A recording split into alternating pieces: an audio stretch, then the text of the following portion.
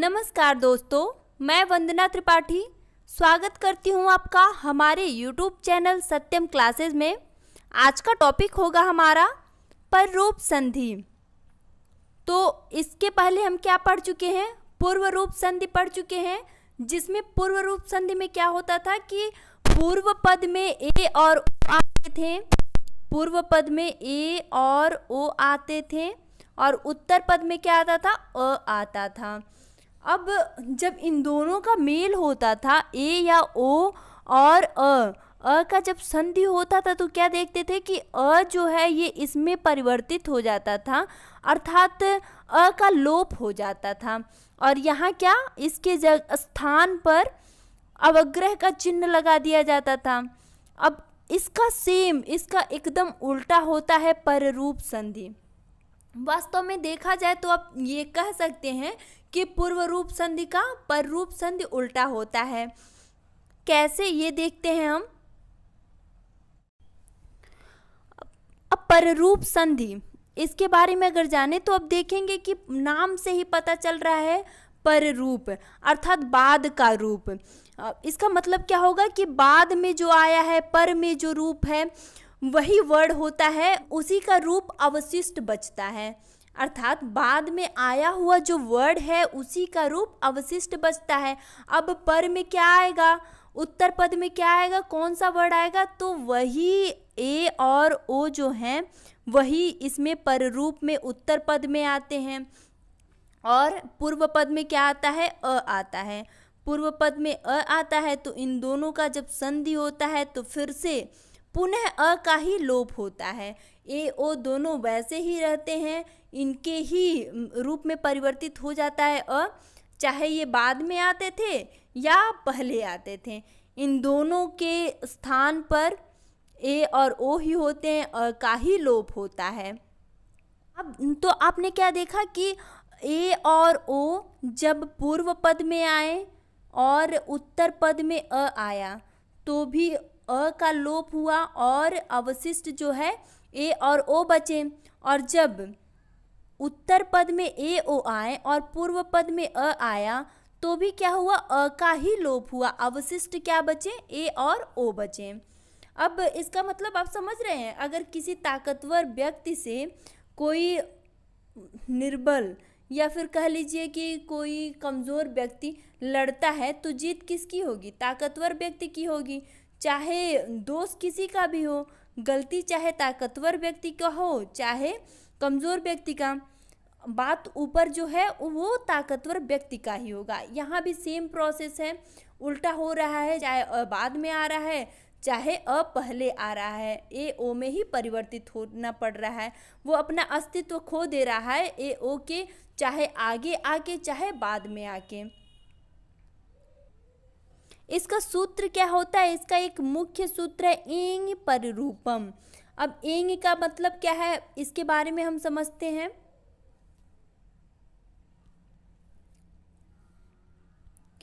अ से अंत होने वाला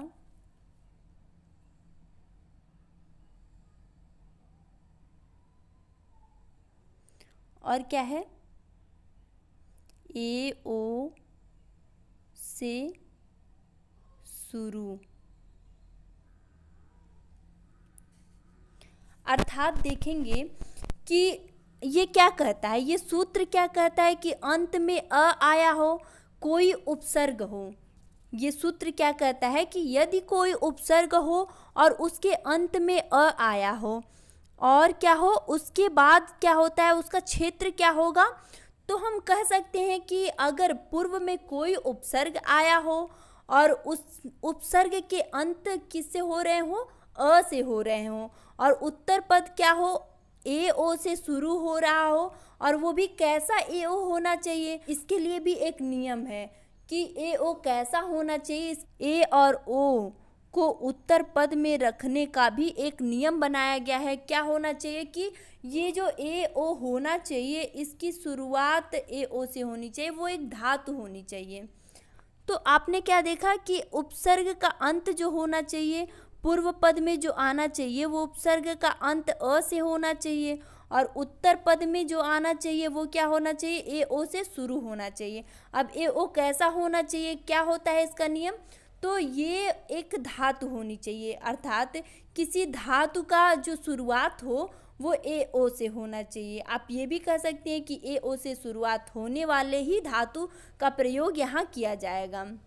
अर्थात किसी अवर्णांत उपसर्ग के बाद ऐसा धातु आए जिस धातु का प्रथम अक्षर ए या ओ हो, तभी वहाँ क्या होता है, पररूप संधि की सिद्धि होती है। यदि अ उपसर्गांत न हो तो क्या होगा, तो वो पररूप संधि नहीं होगी। या फिर उसके बाद वाला जो आने वाला वर्ड है ये ए ना हो, कोई धातु ना हो, ए से शुरू ना हो रहा हो, इसका प्रथम अक्षर ए ना हो या ओ ना हो, तो वो पररूप संधि को प्रसिद्धि नहीं कर सकता है। ऐसे जगह पे पररूप संधि की प्रसिद्धि हो ही नहीं सकती है। तो आप क्या कर सकते हैं पररूप संधि को, कि यदि उपसर्गांत अ के परे कोई ऐसी क्रिया आए जिसके प्रारंभ में ए ओ हो, तो दोनों मिलकर क्या होते हैं, पररूप संधि हो जाते हैं, अर्थात उपसर्गांत अ का लोप हो जाता है। यहाँ आप क्या लिख सकते हैं, यहाँ आप देखिए एंग को, एंग प्रत्याहार को, एंग प्रत्याहार के अंतर्गत कौन कौन से वर्ड आते हैं, ए और ओ लिख सकते हैं, यहाँ आप नोट कर लीजिएगा। और उपसर्गांत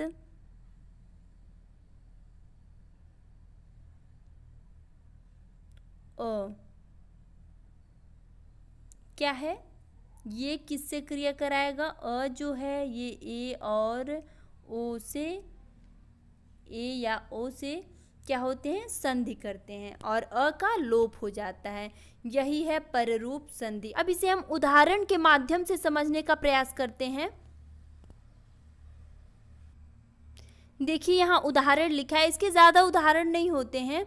और इसे अब क्या कहते हैं, वृद्धि संधि का अपवाद भी कह सकते हैं। इसका एक और नाम दिया गया है इसको कि वृद्धि संधि का अपवाद होता है ये।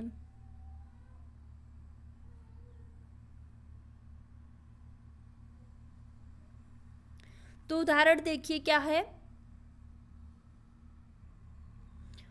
उप औषधि, उप है ये क्या है, ये एक उपसर्ग है, और औषधि क्या है, औषधि एक धातु है जो क्या है, ओ से शुरू हो रहा है। देखिए यहाँ ओ से शुरू हो रहा है, आपको धातु भी मिल गया, उत्तर पद में धातु मिल गया और पूर्व पद में उपसर्ग मिल गया। अब ये दोनों मिलकर क्या हो जाएंगे, ये पररूप संधि हो जाएंगे। ये दोनों जब उप से अ को निकालेंगे तो क्या करेंगे, अ जो है वो ओ से मेल करेगा, संधि करेगा, और यहाँ क्या हो जाएगा, अ का लोप हो जाएगा। तो यहाँ क्या बन जाएगा, उपोषति। तो आपने इस पहले उदाहरण को देखा कि पहले वर्ड में पूर्व पद में अ आया और अंतिम पद जो है और जो उत्तर पद है वो क्या है, ओ है। इनके मेल से क्या बना है, उपोषति बना है। प्रधन एजते, अब यहाँ प्र से अगर अ को निकालते हैं, अलग करते हैं, तो यहाँ देखेंगे आप कि अ और ए का मेल होगा, अ और ए का संधि होगा। यहाँ प्र एक उपसर्ग है और ये क्या है, एजते। एजते एक धातु है जो ए से शुरू हो रहा है। अब यहाँ देखेंगे कि अ और ए को अगर मिलाएंगे, संधि करेंगे, तो अ का लोप हो जाएगा और ए में परिवर्तित हो जाएगा। यहाँ क्या हो गया, प्रेजते।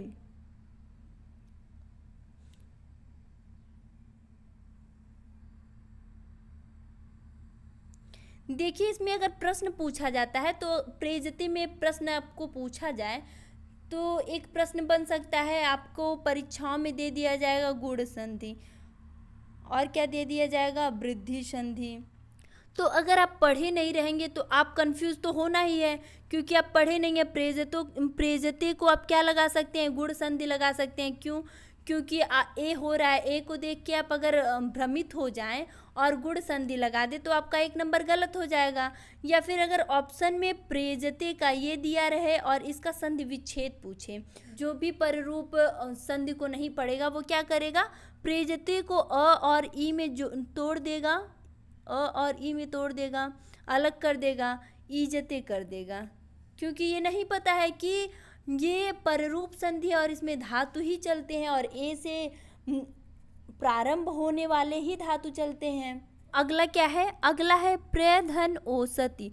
तो प्र क्या है, यह एक उपसर्ग है, पुनः ये एक उपसर्ग है। अभी आपने आगे वाले उदाहरण में देखा है कि प्र एक उपसर्ग है, जिससे अ को अलग करेंगे तो अ और ओ का जो संधि होगा वो क्या हो जाएगा, ओ हो जाएगा, अ का लोप हो जाएगा, अर्थात अ के स्थान पर ओ हो जाएगा।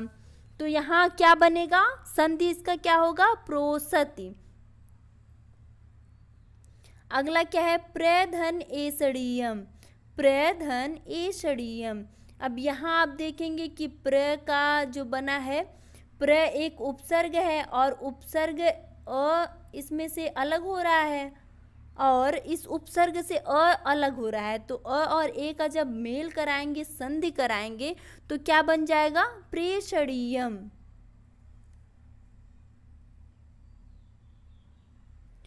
तो आज आपने क्या पढ़ा, पररूप संधि पढ़ा।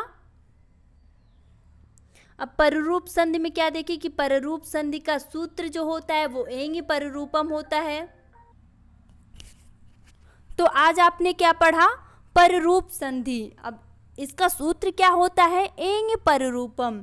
और ये क्या होते हैं, इनके जो एंग होते हैं ये एक प्रत्याहार होते हैं, इसके अंतर्गत ए और ओ वर्ड आते हैं और उपसर्गांत अ पूर्व पद में आता है और उत्तर पद में ए ओ आता है। इन दोनों के मेल से अ का लोप होता है और उत्तर पद में जो ए ओ आता है उसी का आदेश होता है, अर्थात ए ओ अवशिष्ट बचते हैं। इसके कुछ उदाहरण देखें आप। तो आज के लिए बस इतना ही। अगली क्लास में हम प्रकृति भाव संधि पढ़ेंगे। धन्यवाद।